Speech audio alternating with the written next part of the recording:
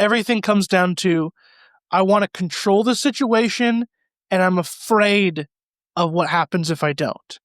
That is the common thing of whatever is the idol of the episode that we bring, whatever it is, I want to control because I'm terrified of what will happen to me if I am not in control of that. Welcome to When You Look, where ordinary people share their extraordinary experiences, and you get to decide, was it coincidence or God? Jake, welcome to When You Look, man. Really glad to have you on the show. It's an honor. It truly is. I'm so excited. Well, we are in for, I think, what's going to be a fabulous conversation. But before we dive into all of that, let's get to know each other a little bit more. Tell our listeners who you are and a little bit of your backstory. Oh, man. Yeah. This is my least favorite question to be asked on podcasts, because it's hard to know, like, what do I say? What do I list? But I think I'll kind of respond with the story. I'll kind of answer both your questions there. I was raised in a Christian home. Mostly things A-okay, doing good. Mostly things were nice and easy.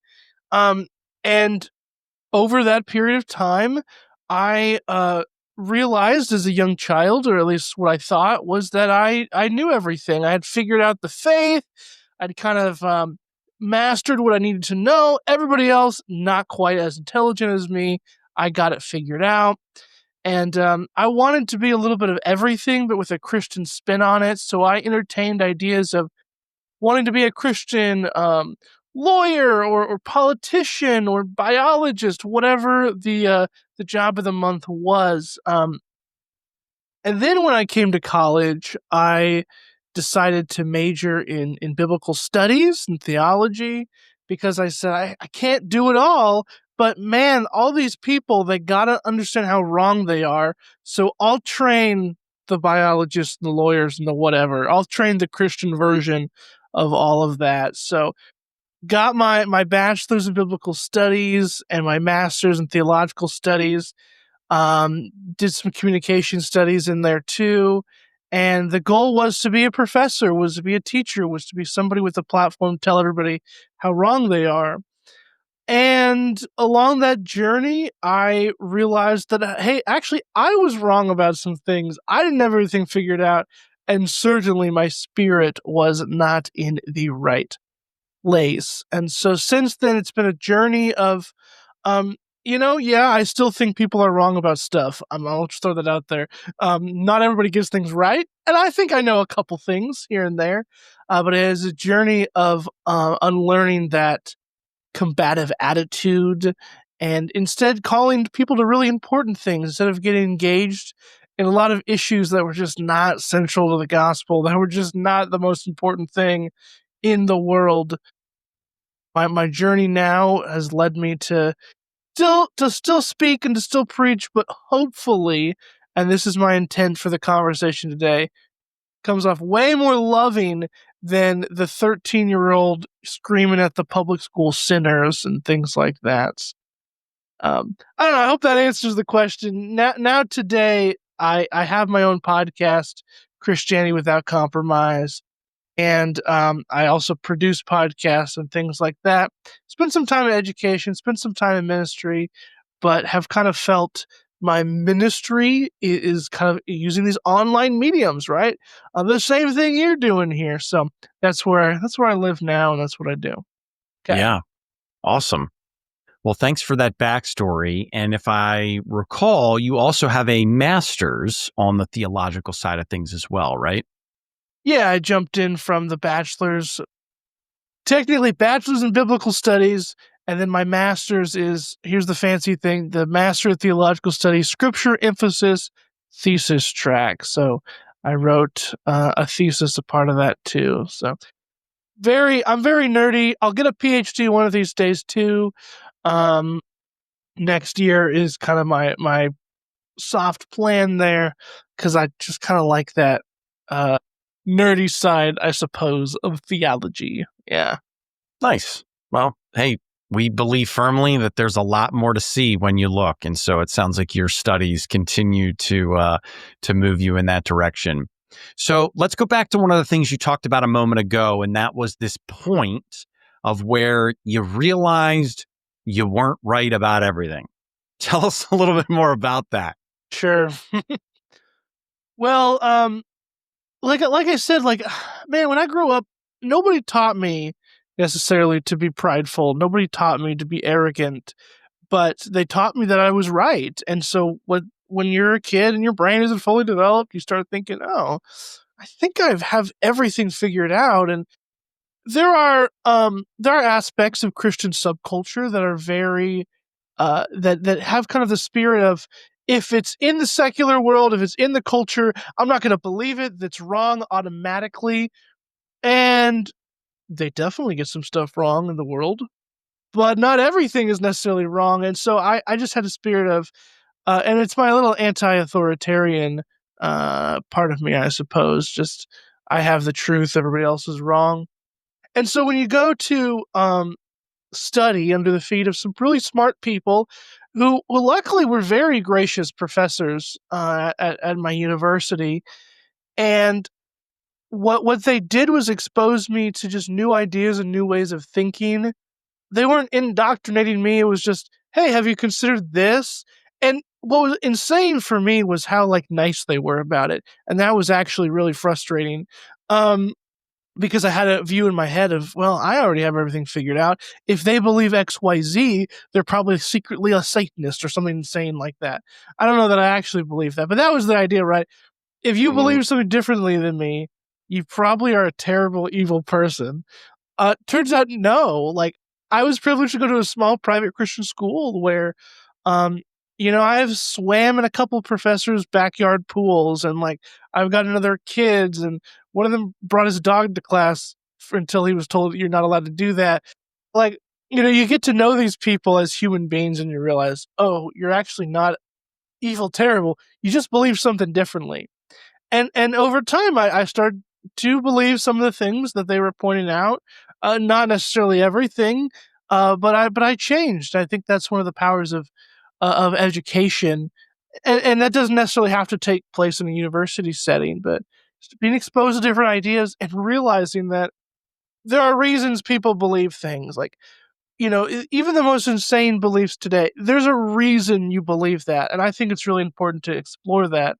Sometimes you'll find, okay, well, somewhere along the chain here, you went off track. Other times you're like, oh, you might be onto something. So that's a big part of my journey for sure is the power of education, and it can make some people very pompous, and I have to reel that back in myself sometimes too, but it also made me much more charitable to people, right? I understand, hey, differences exist, just accept that. Yeah. Nice. So it sounds like you just kind of described this transition from hyper myopic, I got this all figured out, to people that I really respect have begun to open my mind to some other ideas that can be really valid. So thanks for sharing all that. Absolutely. So you put a lot of emphasis on idols. Tell us a little bit more about that. Well, I suppose that fire that I've always kind of had in my heart, but that wasn't always directed towards good ends. I'm just trying to steer that to something more helpful for people. So as a kid, I felt like I was in the so-called culture wars, which honestly I couldn't even give you a definition of what that means, right? But it's just this idea of like we are fighting against everything in the world, everything secular, everything whatever. Um, and like I said, I had a very complex system of belief, even though I was 14, where I happened to figure it all out, and I had the system, and if you got one thing wrong in the system, the whole thing collapsed, right? You don't believe this part of me? Oh well, you just denied Jesus, have fun in hell kind of thing. And I'm only slightly exaggerating, unfortunately. And so the reason I smash idols now is because my goodness, we've built so much stuff up around Jesus that said this is actually really important. And some of them are good things that we've overemphasized, and some of them are just totally bad, not Christian. What are they doing next to Jesus kinds of things? And so in the last couple of years, I have felt, I think the closest to actually in my life, like a verbal voice from God, maybe not quite an audible voice, but literally this phrase, smashing idols. I need you to smash some idols. And that brings to mind the story of Gideon, who has a similar call that seems to be audible, where he literally smashes some of the idols there at night. And you know what? People aren't happy. So, unfortunately, I'm still not making everybody happy, because what do you know? Like the basically definition of idols is we really like those, and so you don't like when I call them out. But what's changed is, for me, it's always go back to the center. Jesus Christ, the clearest revelation of God, the Son of God in flesh. That's the center. And if we focus there, we're gonna be a lot better off than kind of building all this other complex system and stuff. I love the theology, right? I have the degrees in that. I've written the papers. I love that nuanced stuff. But at the end of the day, if we've lost the plot, if we've lost Jesus Christ, what are we even doing here? We are just in some kind of, elaborate, weird system. Like a lot of the ways of the world, it's if you do XYZ, you get XYZ, and it's this view of the world that just isn't necessarily accurate. So I just want people to focus on Jesus now is the short version of all that. I appreciate the focus and the clarity on that. That's really, really helpful. So let's go back to something you said a moment ago, and that was this idea of things being built up around Jesus. What do those look like in modern day? As modern day people, we have sort of a view of idols as obviously like some gold wooden statue or something like that. Like a statue is typically, at least in my mind, that's what pops into my head. And so it can be hard to see those when it's like, I don't got a statue in my room. I don't have whatever. I don't pray down to something. I don't burn incense in front of XYZ. What is that even going on? However, I think that's what makes it more sinister, of course, is where we don't see that. And I think to kind of define idols, as I often do for people, is an idol is anything you put next to God or in front of God or in some vicinity that allows you to have kind of a safety net in your life. I use this term safety net, or somewhat you can hedge your bets, because when I read the scriptures, what I see constantly is the Israelites going back to the idols because an idol protects you. It gives you something. Because growing up, I was like, that is insane. Why would, God is coming down in fire and you're over here, that cow looks cool and it's gold. I'm going to bow down to it. Like that literally seems like insane behavior. So why was that a temptation to people? And it wasn't that the cow looked pretty. It was, well, this God promises me something specific and I want that thing. The power of our monotheistic religion, which we take for granted today, we have one God that does it all.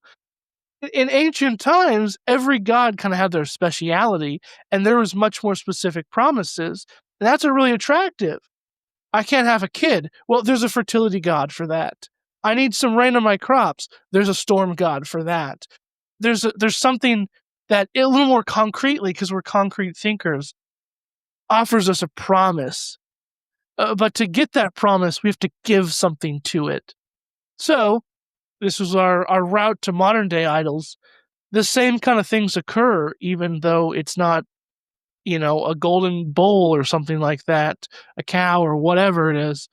There are things in our life we say, I'm scared. I have a loss of control. Like, I technically trust God. He's cool and all, but I'm going to invest in this. I'm going to get involved in this. I'm going to do this because I don't fully trust God. I want to hedge my bets. I want to have that safety net around me. And so then we get into things like, money being a big one. Well, I gotta have all the money because that's what's going to save me.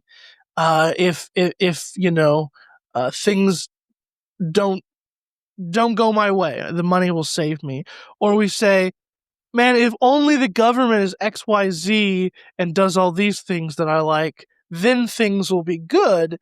So I'm going to put all my stock into this kind of form, these policies, whatever, this person.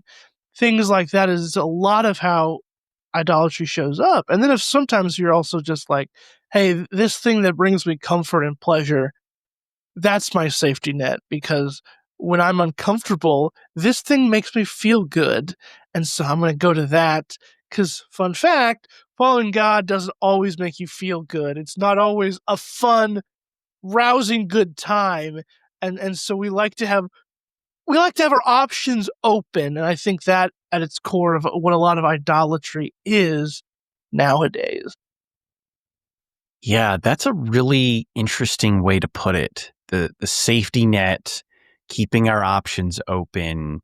And so then let's contrast those things with God, essentially the anti-idol. So contrast that for us. Instead of options open in the safety net, what does it really mean? Well, we have in the Old Testament God talking about, I am a jealous God. And that was always a weird thing for me. I was like, God's jealous. Wait, I thought that was bad. But the idea here is like, hey, I call dibs. I get exclusive rights here because, once again, God is supposed to be one-stop shopping. There isn't other options. This is it. This is what we need. This is all we need. And God's view of the way that we should do reality, again, doesn't always jive with what we want. It's not always comfortable and nice and things like that. But it is literally because, God created the world, how the world is supposed to work. The kingdom of God is how it's supposed to, not how it does work. The world is not quite fully under the reign of the kingdom of God. That's why there's brokenness. That's why there's just not great stuff going on. But we live for a different kingdom. We have a different allegiance. So God, as the alternative, is, again, first is everything that we need. That in God requires that full allegiance, because God alone, not how many dollars in your bank account, not what XYZ politician tells you. God alone has the path, has the answers. This is the way to live, because again, God made the system, so you go to, the designer to figure out how the game is played. That's just the logical thing. Except a lot of us are like, well, I'm going to go to some other creation instead of the creator to figure out how they think the game should be played, because their version sounds fun right now, but that's typically just right now, not necessarily in the long term. So let's come back to this idea of sinister. And you talked about how, because we can't see the golden calves of today, for the most part, you know what I mean? That the idols of today are perhaps even more sinister. So maybe you can give us a few more, other than maybe just dollars and cents. Maybe there's other idols that people aren't even aware of. Share a few of those with us. Yeah, as you mentioned, they're a little more sinister, because even though I talk about smashing idols, I can't smash most of them. Like I physically cannot take a hammer to them if that's something I wanted to do. The one that comes up, and we talked about a little bit on my show, probably need to talk about more, is the idea of some of the technology we use, especially our phones. That is one kind of, I guess, example of a more physical kind of thing that we don't think about.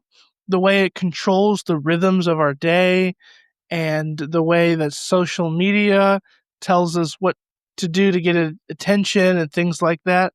I mean, I'm a podcaster, you're a podcaster. I don't know how you feel this, but sometimes I have this there's this dilemma where it's like I know what's trendy will get me the views and will get me the people talking, but that's not what I want to actually talk about. Or I would rather say it with more nuance. That's also really hard about things like social media. It's like, without nuance is what gets the views and the virality. And so things like that end up controlling us. Those are, I guess, yeah, your phone's physical, but just the apparatus of technology and social media and all that stuff that we live for and literally base our lives off of that, um, that can be really sinister and damaging. It's a way the world is set up now. It doesn't have to be. I mean, we have choices, and it doesn't have to just, the choice isn't just, I'm going to become Amish. We have some choices here to fight back and things like that. But it becomes powerful because when we start to think that's just how the world works, this is what you do. You know, I'm a former teacher, and it's amazing when I'm talking to these 10 and 12-year-olds, and you know, telling them about things back in my day. And I'm not that old. You know, I'm talking about like back in my days 10 years ago, and they're like, "What? What is that even? What are you even saying?" Um, they have just so much, they don't have quite the same concept of reality. And it's a common thing we all face of this is the only reality. We're stuck in here, I guess just do it. This is how the world works.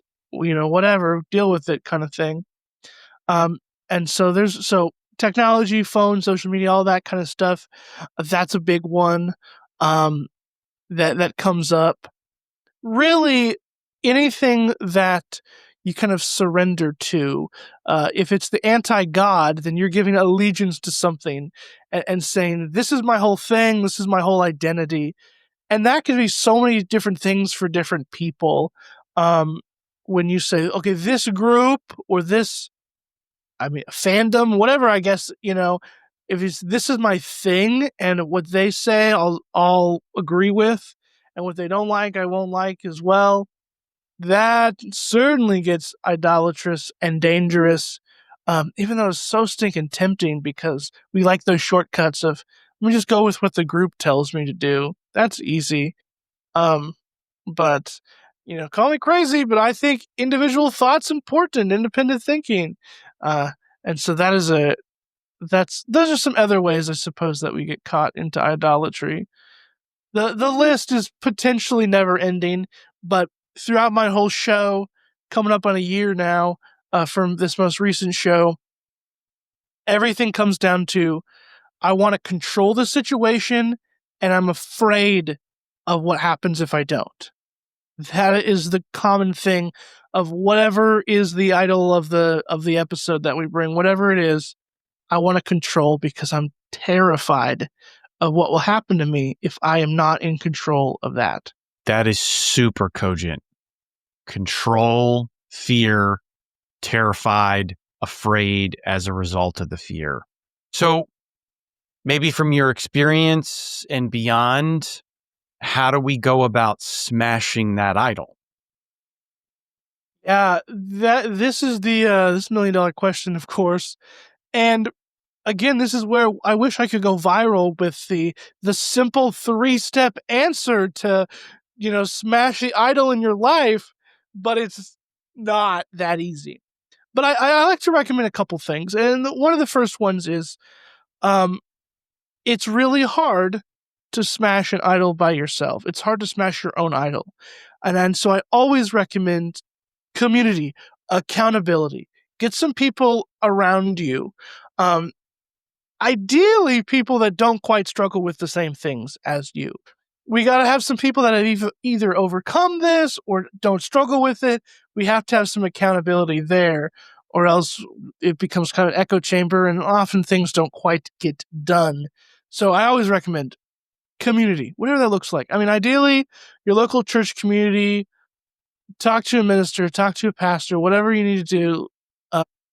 There are also some online communities, even though I talked about technology earlier, not all bad. There's some great ways to plug in for things, for whatever it is for you. that you're just a little too focused on, you have that allegiance to, and you're obsessed with control over in one certain area. So, one, community. And the second thing, and perhaps I should have said this first, is just kind of how we identify whatever that is. And we can typically identify that idol by the thing that we just really don't want to let go. It's the one thing I said, I can't give that up. And I tell the story often of when I was a kid and my mom felt like I was watching too much TV, just on the TV too much. I'm gonna go do something else. And I told her, I said, I'm not addicted to TV. And then she said, okay, well, give it up then. If you're not addicted, give it up. Go do something else. And I told her, well, I'm not addicted, but I just don't want to give it up. So I'm going to keep watching TV. But I'm not addicted. I could. I just am not going to. I just don't want to. Well, turns out, for those playing along at home, that's what an addiction is. It's like when you cannot actually give it up. Yeah. And so we got to identify those things. And again, if it is an addiction, if it's something like that, there are these other models that are helpful. You need that community support. And you need, I've never been in AA, but, the idea of you need the higher power. The same thing applies here, especially more so when our higher power has a specific name. We need an alternative. We need an alternative. If you're quitting smoking, maybe you start chewing gum. There's always something else to break those bad habits. So we need an alternative. If your problem is, I am just defined by this particular group, this particular political party, whatever it is, then maybe the alternative is, I need a church, I need a Christian community to be ultra defined by. If I'm living for the likes and the hearts that float across the screen on social media, then what's your alternative to that? I don't know. I can't even think of anything off the top of my head. But if we brainstorm long enough, we could find an alternative to that. Find an alternative, find a replacement. It doesn't necessarily have to be a one-to-one parallel. Half the time it's like, I just need to go serve other people. Let's not make it about me. If our issue is control and fear, go serve the homeless, go hang out with some foster kids, whatever it needs to be. Just don't make it about yourself anymore.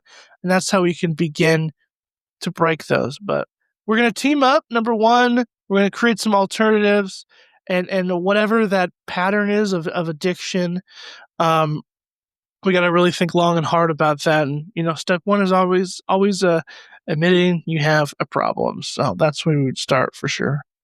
Yeah, thanks. So maybe we can go into a scenario where on the surface, something looks good and wholesome. And so someone may be so impassioned about it. Maybe it's even in the ministerial type of space. Maybe it's mission work or, reaching the homeless or something along those lines. Where does it, or how do we identify the fact that it could be going off the rails and that the motives are no longer where they need to be? Yeah, I've had some really good conversations on my show of late about how certain metrics of church can be a little bit idolatrous. One of those is, people in the pews, right? The numbers, because we have this kind of human tendency of like, well, a lot of people must mean the church is awesome, and surely their teaching's totally correct and everything's good and fine and dandy because there's a lot of butts and seats, a lot of people filling those pews kind of thing. We count those numbers. Or even other metrics and things like amount of baptisms or confessions of faith, whatever it is, we get really caught up in those numbers. And what dawned on me in some of those conversations, a way to kind of identify some of these things. You use the word motive, right? We obviously, like, we want people to go to church. We want people to be saved. Like, those are technically good motives. But what often happens with any kind of idol is it becomes all about the ends and not about the means. We forget the method in which we go about something is very key. So like I've had a lot of people in my life tell me like, well, you know what? I'm just going to get super duper rich and then I'm going to give that to the poor. Great. Giving the good stuff. Like I'm fine with that last part there. But it's like, how are you going to get rich here? Are you scamming people? Are you throwing kids in sweatshops? Like, the means matter. And that's how we know, really, if we've gotten off track, if we become so laser focused on something that's like, I'm going to steamroll over all this bad stuff, or over all this good stuff, rather, and ignore that. So, back to like the church metrics thing. Great, we're counting amount of people. But what did we do to get there? Did we water down the gospel? Did we accommodate to this? Is everybody coming because there's free pizza in the youth group? Like, what? We got to ask some questions here. And then, of course, especially in that scenario, we have to ask, is that even the right metric? Is that even really the end goal? Because, like, I'm back to the example of, I'm going to get really rich so I can give to the poor. I'm like, well, you don't necessarily have to be a millionaire to help the poor. You could volunteer your time. You could advocate for this policy or position that helps people. You could, like, there are other things you can do to meet that same goal, but we have particular things in our head of that has to be the way to do it. The only metric of a good, healthy church is they must be having over 1,000 people, and they have 18 Sunday services somehow, and whatever. Like, we get caught up. It's like, hold on here. Let's identify, what did we steamroll to get here? What are some good stuff that we missed? Because I remind people, the story of Scripture is so much a story of waiting. Patience, not my favorite fruit of the Spirit, but it's so much about the journey. Like, literally, there are literal journeys in the Bible where that is a time of being tested, of being shaped and formed. And the thing is, like in the story of Lazarus, for instance, where Jesus chills out for a couple days before going to heal the sick Lazarus, we see an even greater miracle. So the means matter. What we do in the in-between really matters. It's not just, let's rush to the end, let's open the last chapter. That's not the point here. There's stuff in between that we have to pay attention to. That is always my caution for people. Pay attention to the way in which we go about even the really, really good things. And then, two, think about, we want to accomplish this goal, but is this specific, keep using the word metric, but is this specific definition or criteria the best way to accomplish that? Those are some hard questions we can all ponder. Yeah. Well, man, really appreciate all that. Maybe you can bring us home here by bringing us back to what you talked about earlier, the core. And you were just moments ago alluding to journey, and journeys in the Bible, of course, Jesus chilling out before he goes and raises Lazarus. So bring us home, man. Land this plane with bringing us right back to the center. Yeah, I am amazed at this strange, almost paradox in Jesus. And I explained this on a podcast I was on, hosted by an atheist. I don't think he got it, but what I told him was, he definitely didn't get it. What I told him was that, like, the things that Jesus teaches and tells us, when you first hear them, sound literally insane. It doesn't make any sense. Why would you do that? Because it's against every natural impulse. Turn the other cheek to, like, give my money to other people that didn't earn it. Like, there's some things Jesus says that just sound crazy. But what's compelling for me about Jesus is, after I sit with it and look at these things, I realize, wait a second, they actually make complete sense. That is totally makes sense as a way to live. It's going to create the best possible world for everybody and for us as individuals too. So that's Jesus. It is really hard when you don't know Jesus very well, when you first meet him, kind of thing. The things he says are kind of crazy. And, different groups of people, progressives, conservatives, whatever, co-opt certain aspects of Jesus that they like and emphasize this over that. The truth is about Jesus, he's definitely very more complex than kind of these flat flannel graph versions or anything like that. But yeah, things do seem really crazy. Since we're landing the plane here, I just think we got to make Jesus the pilot, and the methods, the journey doesn't always make sense.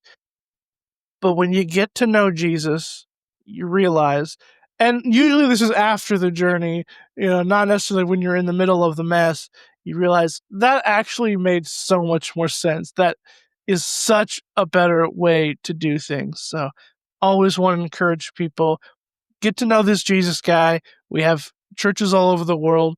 We obviously have the Bible. We have these things that can help us get to know the person of Jesus. And we're going to go for a wild ride, but by the end, you'll have enjoyed it. It'll be pretty fun.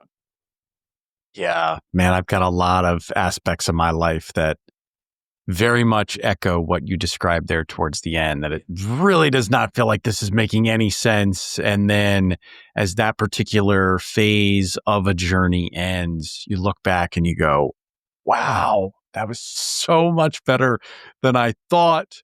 He clearly knew what he was doing. I didn't. Man, I'm glad we went through that, even though it was a challenge. So right on, man. Well, how can folks get a little bit more information about you, check out your podcast, tell us all that stuff? Yeah, I hang out on Substack a lot these days. On Substack, just at jakedoberenz.substack.com. You can also get there by going to jakedoberenz.com. If you can figure out either way to spell Doberenz, check out the show notes or the title or whatever for that. That's where I hang out a lot because I write a Friday newsletter that's usually kind of a funny story with a spiritual point, something on this theme of smashing idols, which is the name of my newsletter. And then my podcast, which is called Christianity Without Compromise, choosing Jesus over every idol. That's on Tuesday. That comes out on Tuesday. And both of those you can subscribe on Substack. And that's kind of the place on the internet I hang out most, where you can get to know me most. And if you really, didn't get sick of me blabbing today, I got tons more content for you over there. Awesome. Well, hopefully the listeners will check that out. Jake, been a real pleasure, man. I'm glad we got to explore idols and some of the nuances of it and some of the realities, the biggest of which is it really comes back to King Jesus being number one, being at the center of everything. So thanks for illuminating all that for us, man. Really appreciate you being on the show. Yeah, for sure. Anytime. When You Look is powered by the stories that guests share. So if you have a story to tell, let us know by going to whenyoulook.com and click on Be a Guest, or click on the link in the description below. Please subscribe to the channel, like this video, tell us what you think in the comments, and share it with somebody that will be impacted by the story. Thanks and God bless.